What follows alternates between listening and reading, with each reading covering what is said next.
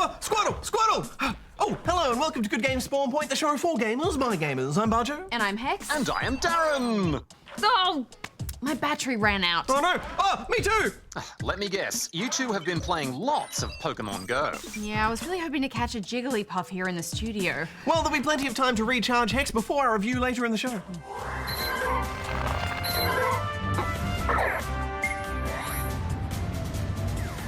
Plug it in the front here, D.A.R.R.E.N. Affirmative. It is a universal power socket.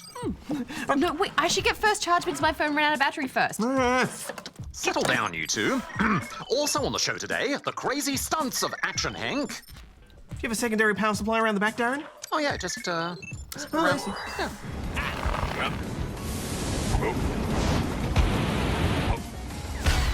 Is this charge draining too much power, D.A.R.R.E.N.? Negative. My plutonium thorium reactor has enough juice for the entire ABC. Oh, all right then, well, let's have a challenge. Indeed. Unleash those brain cells, spawnlings. It's time for D.A.R.R.E.N.'s challenge.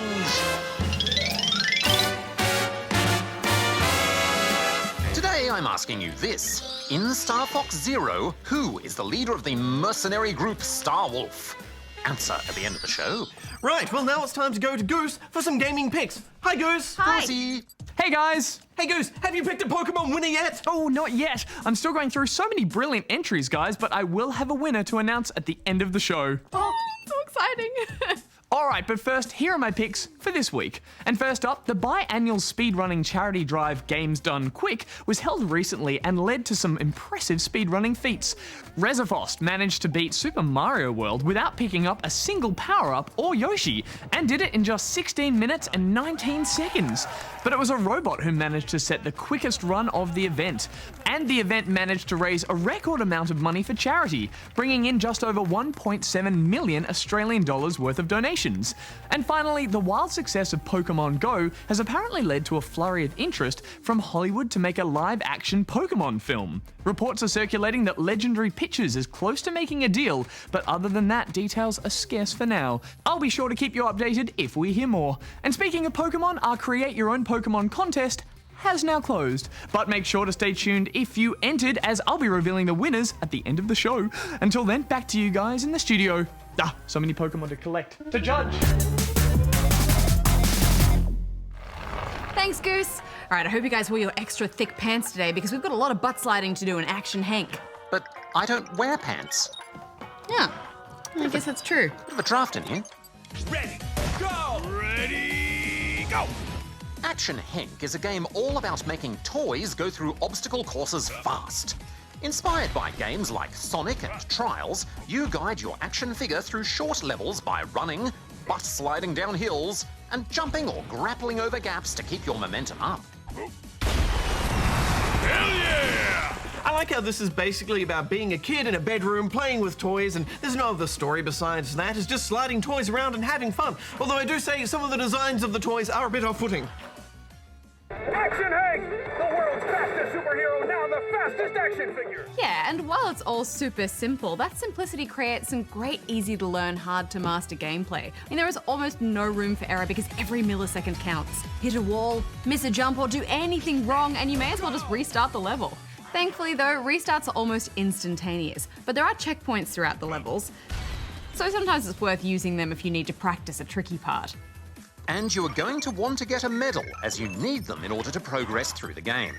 Each batch of levels is locked off until you earn enough medals. You can potentially earn 3 medals per level though, with bronze, silver and gold medals available. And you'll need to average silver on each if you want to unlock the last few levels. I like that they include in-game ghosts for each of the medals too. So you can see how fast you need to go to get each one and kind of pick the level of challenge you want. Yeah, but after a while I didn't really see any point in picking anything other than the gold ghost.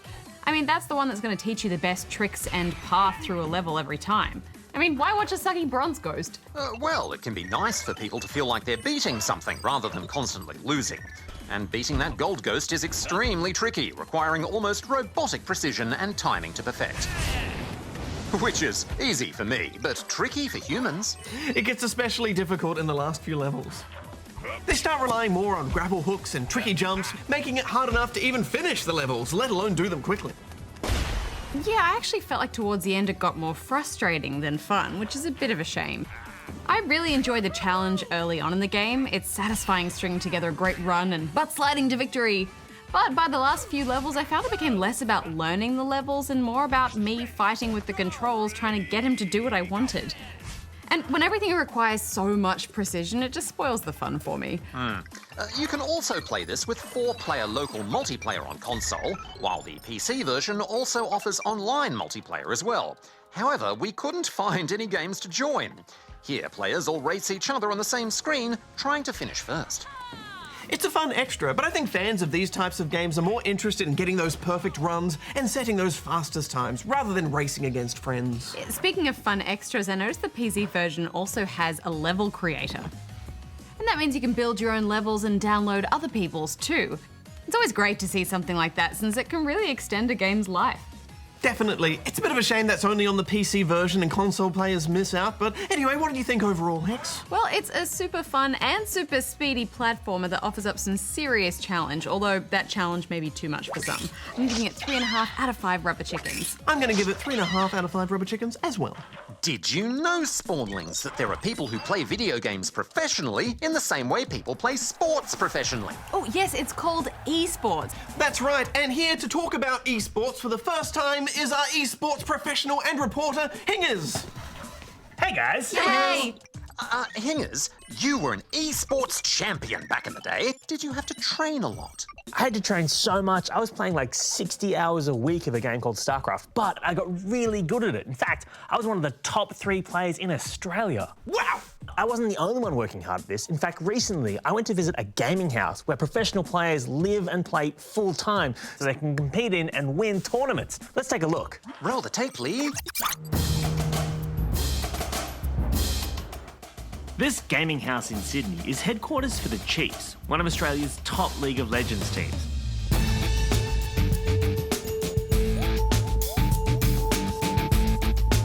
Like a sports institute, this is where they sleep, train and eat so they can become better professional gamers.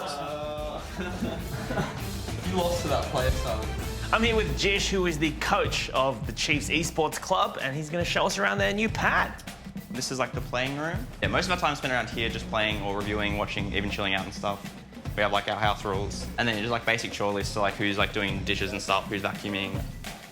And down here we have the beds. So people have to share rooms and stuff. Yeah, everyone's sharing rooms at the moment. The apartment's 3 bedrooms and there's like 6 or 7 of us. Who gets the big bed? I think whoever was here first, it was like a dib situation. So it's like, I was here first, I'm getting the big bed, you can have the children's bed.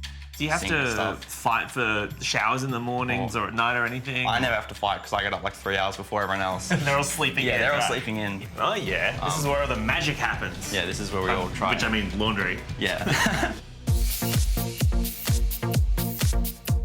Frank, you're the team's manager. How did you put all this together? Really, it was just about bringing the 5 guys together and kind of helping them and giving them a platform to be able to fulfill their passion to play competitive video games. My job was really just to make sure they didn't have to worry about anything else but to play the game. Why does the team need to live in a house together? To live in a house, interacting in person, you kind of put pressure on each other to perform at the highest level, to not slack off, to maintain focus. It's my first time moving out of home. It's a little bit scary, I won't lie, but I'm adapting well to being away from my mother. You're away from home, you're living with your friends. It kind of feels like school camp. What's the best thing about living in this house?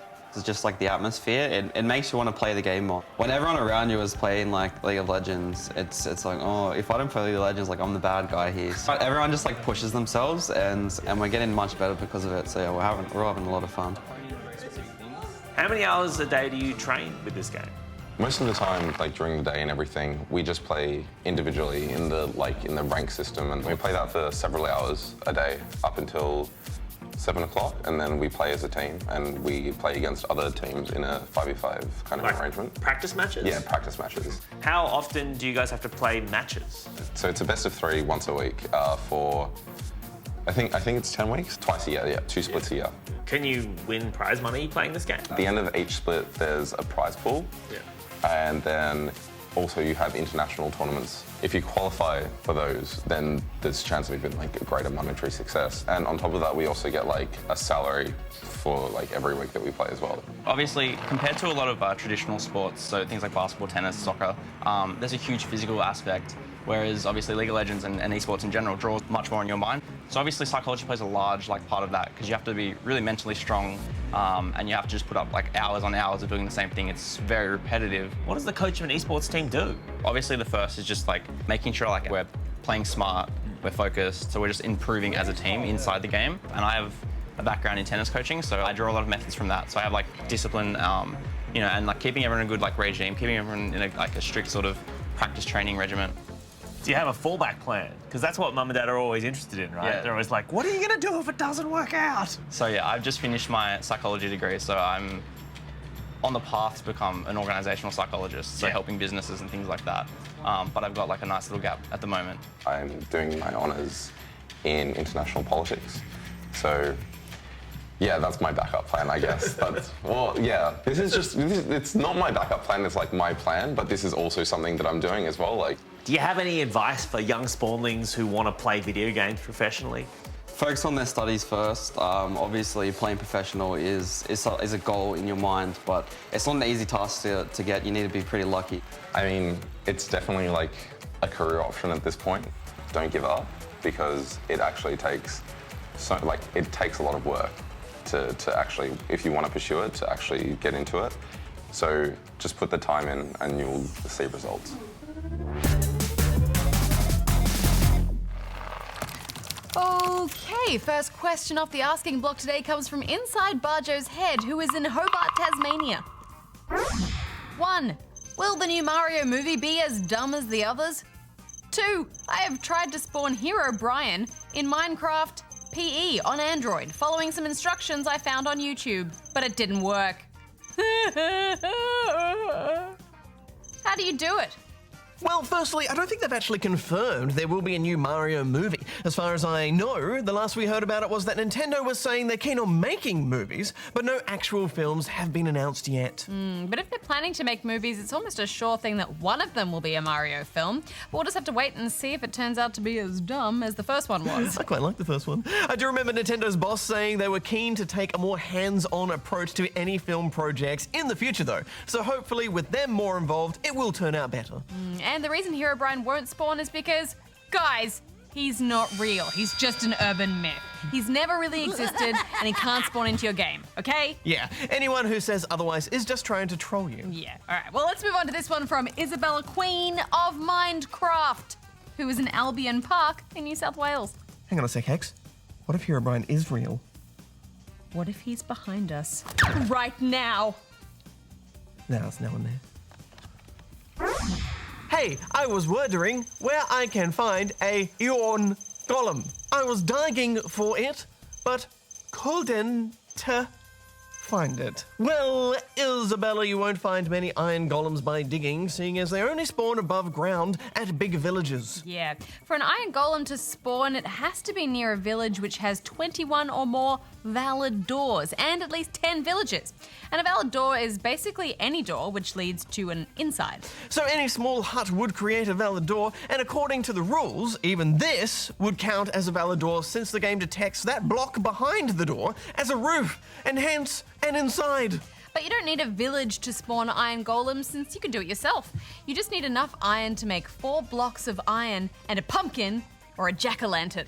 And just put the iron blocks together like this, and then the pumpkin has to go on last on top, and voila! There is your iron golem. Okay, well, let's move on to this one now. Uh-oh. It's a complaint. Whoa! It's from Green Lego, who is in Holland Park West in Queensland. Hex incorrectly said zero gravity when referring to warp shift. There's no such thing as zero gravity, and she must have been confused with zero G. In zero G, G does not stand for gravity. GG and GGSP makes this error quite frequently. You have young, impressionable viewers, and it is a good opportunity to teach science and correct terms, so please stop saying zero gravity when you mean zero G. Maybe Goose could interview a scientist to talk about real science in video games and talk about zero G or microgravity.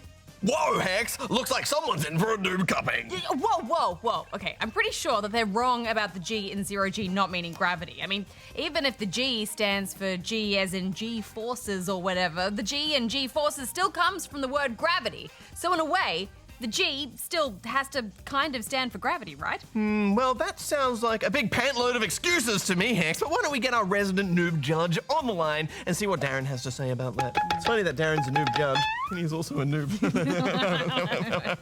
heard that, Bajo. Hi, Darren. How's it going?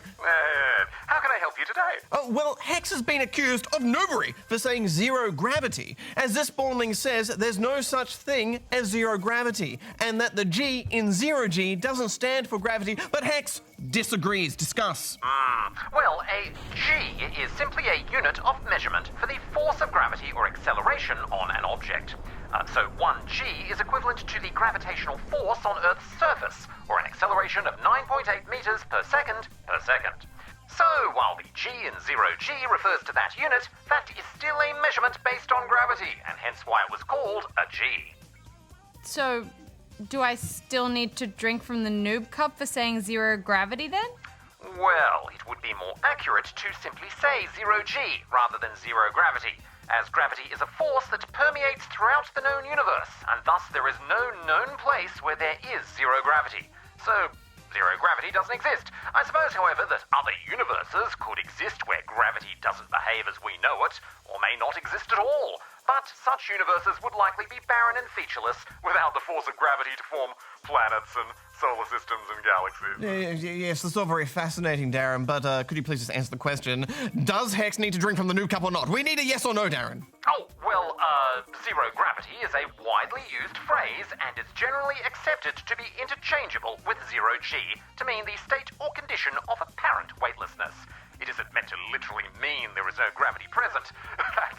That's obviously impossible. Yes or no, Darren? Oh, negative. I don't think this instance requires you to partake from the noob cup. Yes! Phew, okay, well, thanks for your help there, Darren. Anytime. Goodbye. Bye. All right, well, let's move on to this one. Hopefully something a little bit simpler, maybe? This one's from 2 people who are in Adelaide, which is in the ACT for some reason. A while ago, you guys reviewed a game that was like Terraria, but you could travel to other planets, and your house was a spaceship, and you could decorate it. Please answer this question, because we have been waiting a year, but could not contact you guys. P.S. Please answer from 2 people.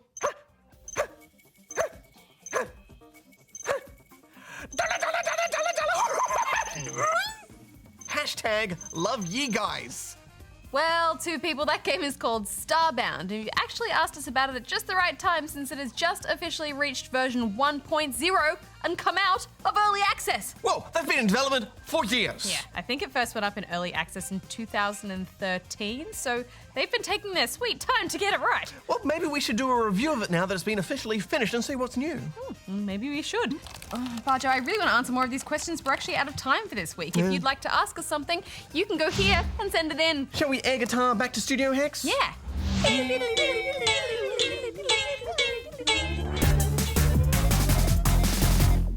Wasn't sure we were going to get through them all. Yeah, a lot of questions. Back in 2014, Google made a video as an April Fool's prank that showed people using Google Maps and their phone cameras to find Pokemon in the real world. Well, Nintendo thought it was such a good idea, they immediately got developer Niantic to make it into a real game. And here we are. Pokemon Go for iOS and Android devices is an augmented reality game that lets you catch Pokemon in the real world via your device's camera. I can't believe this is a real thing and it actually works. But there's just one thing, guys. You have to go outside. Yes. You have to get off your bottoms and go walk about the place. As you explore, wild Pokemon will appear on your map, which is a cartoon version of Google Maps. Tap the Pokemon and your phone's camera will show them in the same location you are. You just swipe your finger to throw a Pokeball at the Pokemon to catch it. Gotcha! You know, this game has become so popular so quickly that everywhere I go I see people stopping and staring at their phones. The whole world has gone crazy. Jigglypuff! What's gonna happen? The combination of augmented reality and Pokemon has provided an irresistible formula, Hex. Each Pokemon you encounter has a CP rating, which stands for combat points, representing how strong they are. At first, you'll mostly find weaker, common Pokemon. So you need to level up your trainer by catching more for the chance to encounter those powerful, rare Pokemon. Guys, I found that I just saw Zubats everywhere. And then I realized you can transfer the ones you don't want back to the professor, in exchange for candy to power up the ones you do keep. Yeah, and then eventually you can evolve them. Grow, my pretties, grow. Even though you need to do a lot of legwork to find the Pokemon, you don't need to go to the top of Mount Everest or anything. You might even find one in your bathroom. Bajo, are you saying you caught a Pokemon while sitting on the toilet? I might have nabbed a Squirtle. Well done. Once your trainer hits level 5, you need to join a team. Red, blue, or yellow, and then you can take part in gym battles. Local landmarks in your area might be a gym, so you go there to fight someone else's Pokemon in the hope of claiming the gym for your team. Now, unlike other Pokemon games, these battles are in real time. You tap quickly to attack, swipe to dodge, and long press to unleash a special move. I found these battles to be a bit of a mess. There's server lag, it's not obvious when to dodge, and sometimes winning feels just like pure luck. But it is satisfying to claim a gym for your own and leave a Pokemon there to defend it. Another important thing to do is to visit nearby Pokestops. Checking into these is how you replenish your Pokeballs, as well as gather items like healing potions or eggs. Yes, hatching eggs can be a bit exciting. Oh, that was terrible. Thanks. But the game requires you to walk big distances in order to hatch them. Yeah, I've really enjoyed seeing people group together and going on Pokemon adventures, enjoying the fun. We should mention that Pokemon Go includes microtransactions. If you want to speed things up a bit, you buy in-game items from a shop using real money. And that might lead to a bit of bill shock for whoever pays the phone bills in your household. At least that stuff is mostly tucked away out of view, though. Look, I think Pokemon Go is an interesting game. It uses real-world locations, and the augmented reality stuff is quite interesting. But for me, I think it's a bit of a novelty, so I'm going to give it 2.5 out of 5 rubber chickens. I find this game so interesting because everyone is playing it. It's a worldwide phenomenon, and I'm excited to see how it evolves over time. I'm giving it 3.5 out of 5 rubber chickens. Well, we're almost at the end of another show for another week, but Darren, please, the answer to your challenge. Affirmative. At the start of the show, I asked you this. In Star Fox Zero, who is the leader of the mercenary group Star Wolf? And the answer is... Wolf O'Donnell! Oh, hey guys, we have to get Goose in here to help us announce the winner of the designer Pokemon competition. Goose! Goose! So Hey guys, exciting. check out these amazing designs. Whoa, I wish we could catch those in Pokemon Go. Yes, we had such a great response from you spawnlings who sent in so many original Pokemon designs. Here's a quick look at some of our favorites.